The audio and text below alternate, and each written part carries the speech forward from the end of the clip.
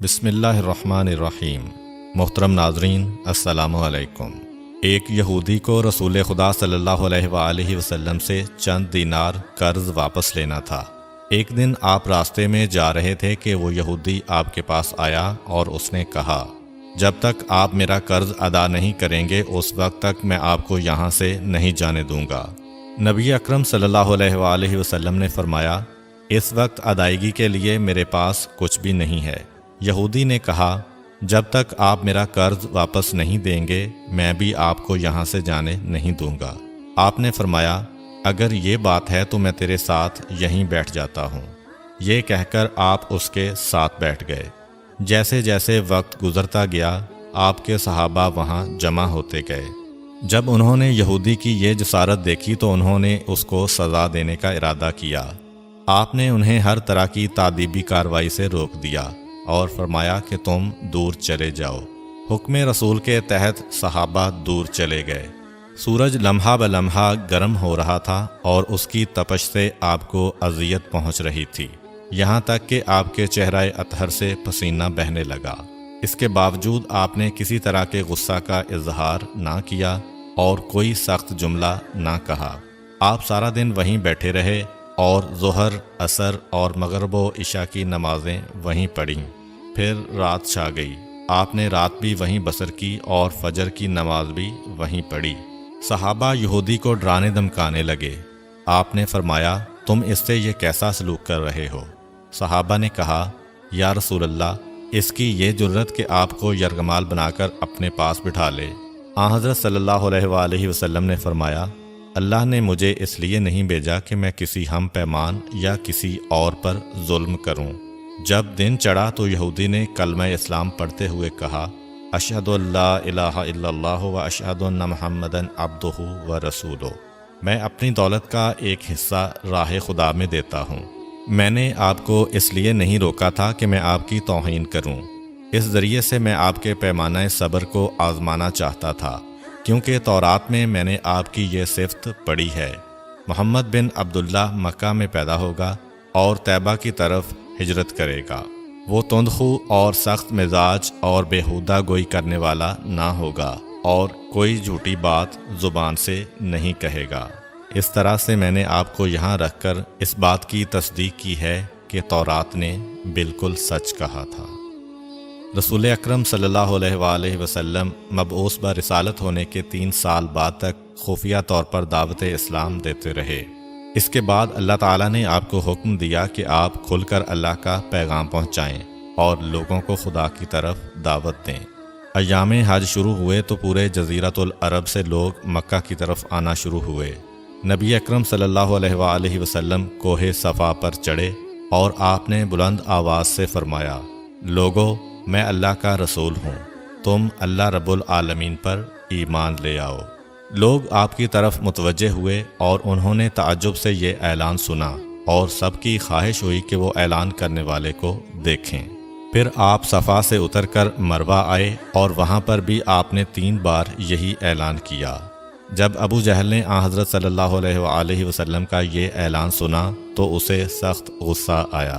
اس نے زمین سے ایک پتھر اٹھا کر آپ کی پیشانی پر مارا، جس سے آپ کی پیشانی زخمی ہو گئی، خون بہنے لگا اور آپ کا پورا چہرہ لہو لہان ہو گیا۔ اس کے بعد تمام مشرکین آپ کو پتھر مارنے لگے۔ نبی اکرم صلی اللہ علیہ وآلہ وسلم مجبور ہو کر کوہ ابو قبیس پر چڑھ گئے اور ایک چٹان کے پیچھے جا کر چھپ گئے۔ مشرکین نے بھی آپ کا تعاقب کیا لیکن آپ انہیں کہیں دکھائی نہ دیے۔ ناکام و نامراد ہو کر انہیں واپس آنا پڑا۔ اسی اثناء میں ایک شخص نے حضرت علی علیہ السلام کو اس واقعہ کی اطلاع دی اور کہا کہ میرا خیال یہ ہے کہ محمد مارے جا چکے ہیں، نعوذ باللہ۔ یہ سن کر حضرت علی علیہ السلام کو شدید دکھ ہوا اور آپ ام المومنین حضرت خدیجہ الکبریٰ سلام اللہ علیہ کے پاس آئے اور ان سے کہا، میں نے سنا ہے کہ مشرکین نے رسول خدا صلی اللہ علیہ وآلہ وسلم پر سنگ باری کی ہے اور بعض لوگوں کا یہ گمان ہے کہ نبی اکرم شہید ہو گئے ہیں۔ آپ روٹی پانی اٹھائیں اور میرے ساتھ انہیں تلاش کرنے کے لیے چلیں، ممکن ہے ہمیں ان کا کہیں نشان مل جائے۔